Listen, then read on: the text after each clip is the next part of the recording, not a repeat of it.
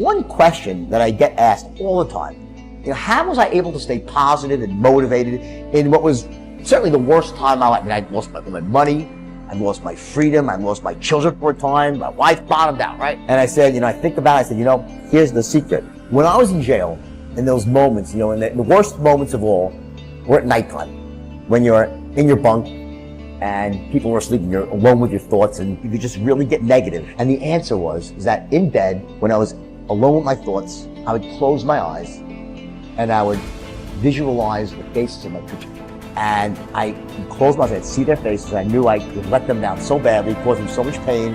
And I said, there's nothing I won't do. There's no length I won't go to prove to these kids that their dad can do it right, that their dad's gonna come back even better than before.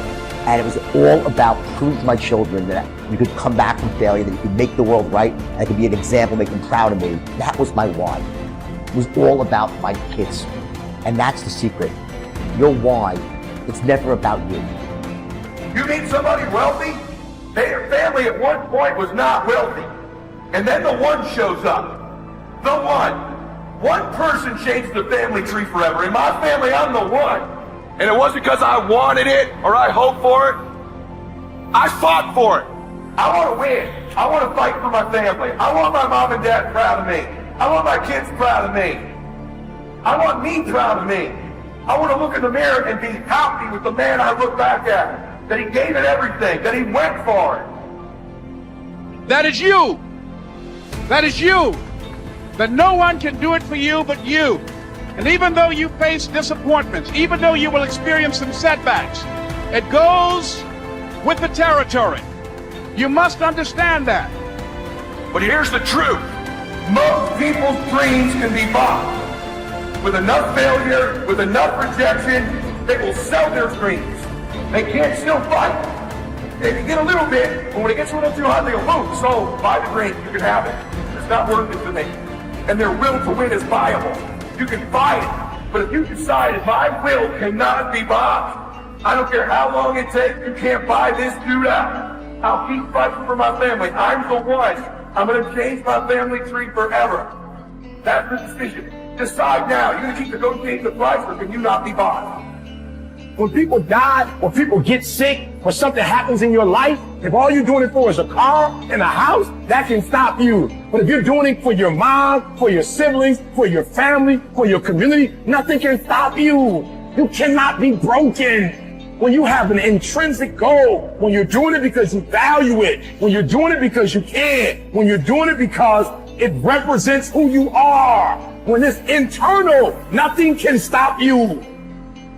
When you leave this room, you take care of doggone every single thing. I don't care where you come from. I don't care what your background is. Don't let nobody fool you. If you're willing to grind on Monday, if you're willing to grind on Tuesday, they can't stop you. I don't have to accept the life that was given to me. I can create my own reality.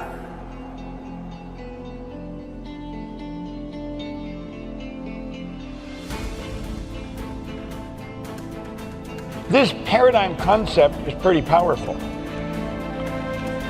To be able to shape your future, you have to be willing and able to change the paradigm. Now you see, we're all able, but we're not all willing. We're not all willing to study the same thing over and over and over and over and over and over again. I mentioned about Phil Goldfine.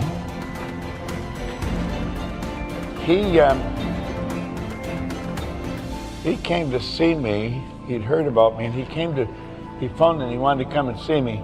That was 20 years ago. Every time I'm doing a seminar, he's here. I tell him to take a book and study this book. He studies it.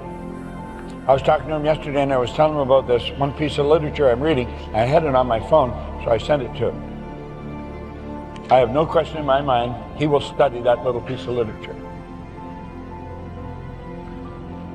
He didn't quite know why I was telling him to do it, but he found out it worked, so he never stopped. He just kept doing it. That's the way it was with me. What you have to do is totally illogical. Logic stops most people. See, it was logic that stopped people trying to figure out how to fly. The Wright brothers were being totally illogical. You're going to find that logic stops most people.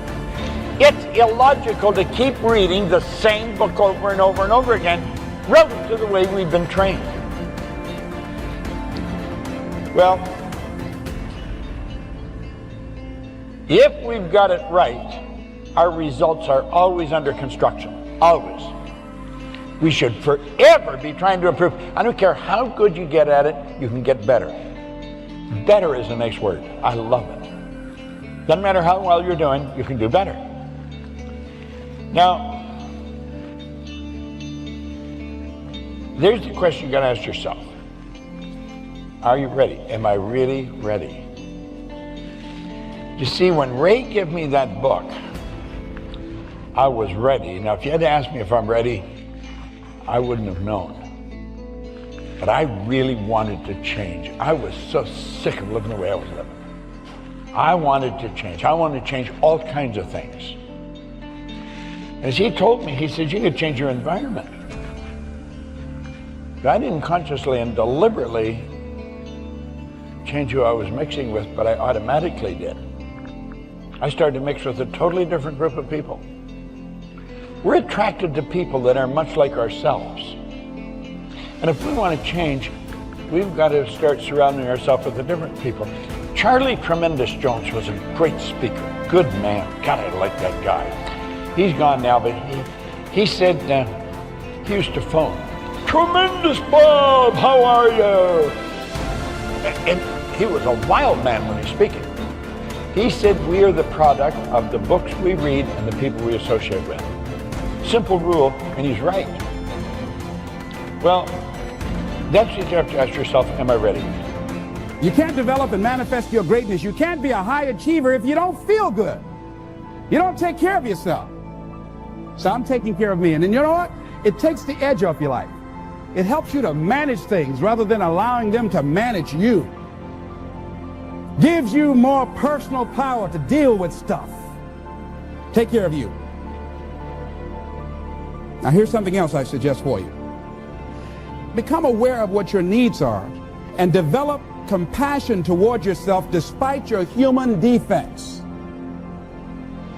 Develop compassion for yourself despite your human defects.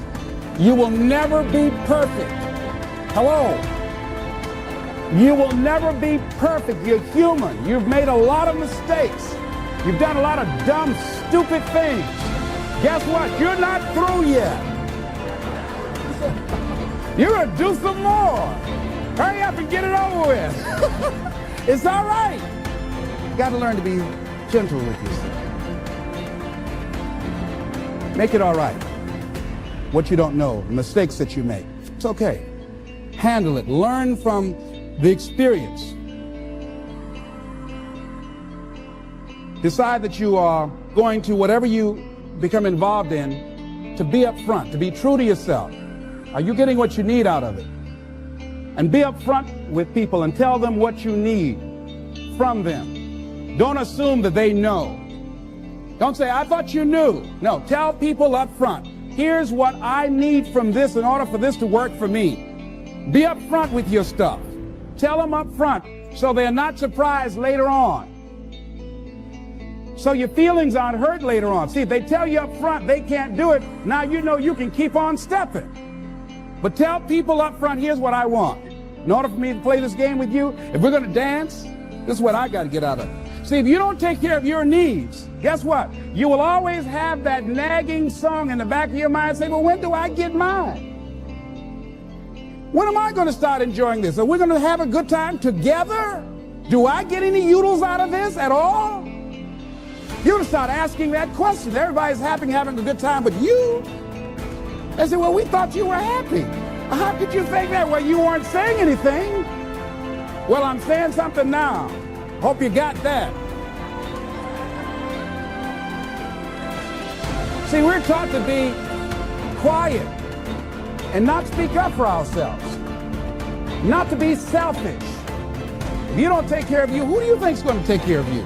Who's going to look out for you better than you will? No one. No one's going to do that. You got a business? No one's going to take care of your business better than you. Nobody. Anything you want to do in life, you've got to take ownership of it and say, hey, I'm going to make this happen. Be willing to venture out and do something that you have fantasized about doing. And you know you probably won't be good at it, but do it anyhow. Case in point, I have always wanted to sing. I've always wanted to do that. I'm going to sing a song. If I don't do nothing but just a few lines, chances are, you know.